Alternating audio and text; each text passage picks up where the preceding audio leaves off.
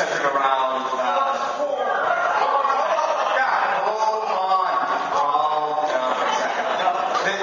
The question was that they wanted you to respond to was Josh's comment about a pool. Okay, let me tell you, I'm a sponsor of House Bill 2443. This legislation would put a reasonable severance tax on the drilling that goes on in the state. We are only one of two states in the nation that has natural gas that does not have a severance tax. New York State is the other. And that's because New York State has a moratorium on all drilling until they get a regulatory package put together to protect the environment and their water supplies and to put a severance tax in place. Other than New York, we're the only other state that doesn't have a severance tax. They pay it in every other state that they do business, okay? And so but let me answer the question, please. I've introduced legislation to require a severance tax, okay, on par with what other states are. It would generate about $250 million a year. Now, under my proposed legislation, that's nothing. The state general fund would get half of that revenue, but the other half of it would be invested back in our communities and in our conservation and our environmental protection efforts.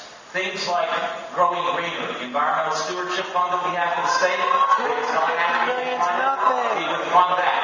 And there are a number of other important environmental programs that are not appropriately funded. We can use the money to do that. Relative to forced pooling, what the industry wants to do, and I think the reason why they fought so hard over the last year against my legislation on the severance taxes, they have some things that they want to see addressed in the context of legislation. Forced pooling is one of them. Okay? And under forced pooling, as Josh has mentioned, in other states, if you get 60% of the landowners to sign a lease, then automatically the other 40% are going to get whatever the deal is that the other 60% signed to. And understand in Pennsylvania, the ideal size block for the drillers to be drilling in is like a 1,200 acre block is what they're looking for. So so forced pooling is the way, I kind of think of it as eminent domain. Eminent domain is typically taking a private land for a public purpose. In this case, it would be eminent domain to use to take private land for a private interest. And there's going to be, in my judgment, real concern in the legislature about doing that. Secondly, it's viewed as a property rights issue. Should we let somebody's property right be taken from them when they don't agree to it? So I think there's going to be a lot of effect to forced pooling because of that. The other thing that the industry is looking for, and this is really a great concern as well to me, is this. Presently, as Myron mentioned, there is zoning. Zoning can control some of the impacts of the compressor stations, of the pipelines, of some of the other infrastructure. What the industry would also like to see would be a statewide drilling standard that would supersede all local ordinances. That is a real problem. That is a real concern. Okay? Again, local zoning is up to local officials to control local impacts. And I think taking that away from the local governments is going to be a real challenge and real problematic in the legislature.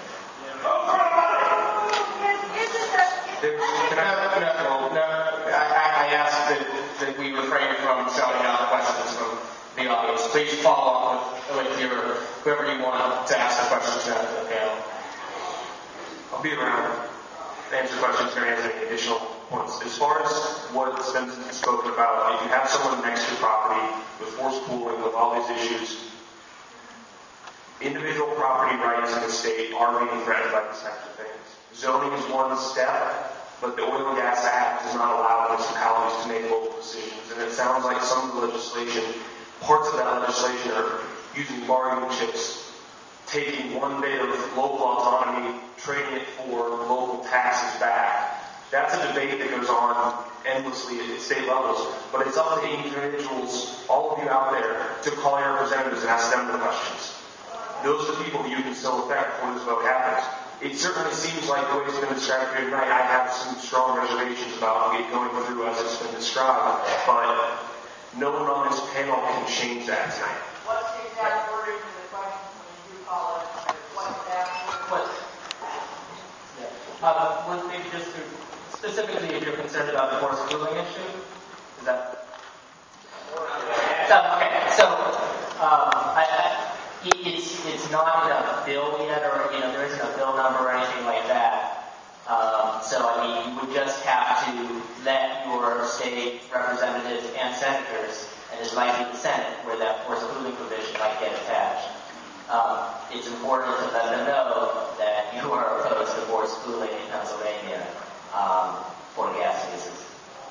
And I just add, it is not on the table yet, so that I think that's important. Clean Water Action definitely opposes forced schooling. That's something that's on our agenda to make sure it doesn't happen in Pennsylvania. Let's move on to another question. We've talked a lot about, we've talked about regulation tonight. What about instituting a moratorium in Pennsylvania like it's done in New York?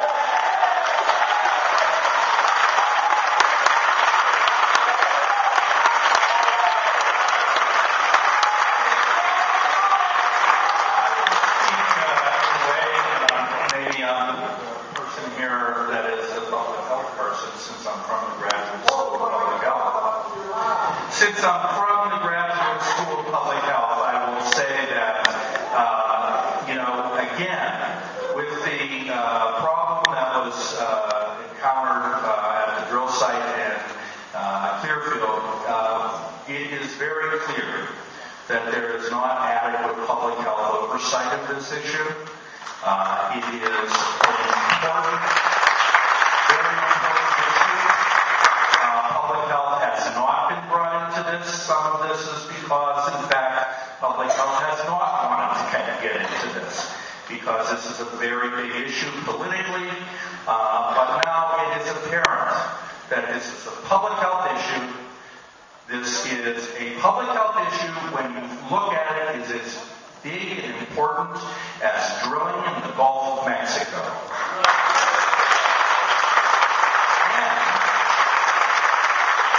We don't have sufficient public health oversight of the industry, and we need a moratorium until these are replaced.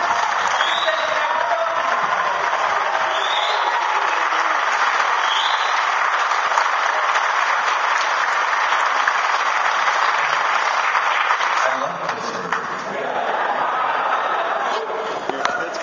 I've been through many industries in this area for way too long. We have seen extractive industries come and go in waves in Pennsylvania. We are still spending money as citizens to clean up oil spills from the turn of the century.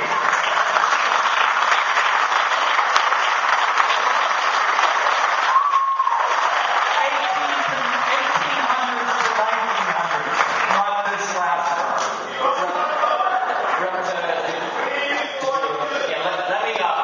I've been involved with the issue of a moratorium for about the last year in Harrisburg. Are any of you aware of how much drilling is going on with state forests? Okay. We now have, there are 2.1 million acres of state forest property in the state, of which 1.5 million acres are in the Marcellus clay zone. As we speak, over half of that acreage, of that 1.5 million, has now been leased for oil and gas development. Historically, there's been a lot of shallow well drilling that's gone on state forests, but recently, over the last couple of years, we permitted additionally almost another 200,000 acres for deep well, and those shallow well leases can be subleased for deep well. So now, over half of our state forests in the Marcellus zone has been leased. It hasn't all been drilled yet. There are only a handful of wells that have been drilled on the state forest. But there's been enough land that's been leased to the drillers that you will see over the next 5 years or so, thousands of wells will be drilled on our state forest. I led an effort in the state legislature with Representative Frank McCallum to say, enough is enough. We need to save the state forest. We need to preserve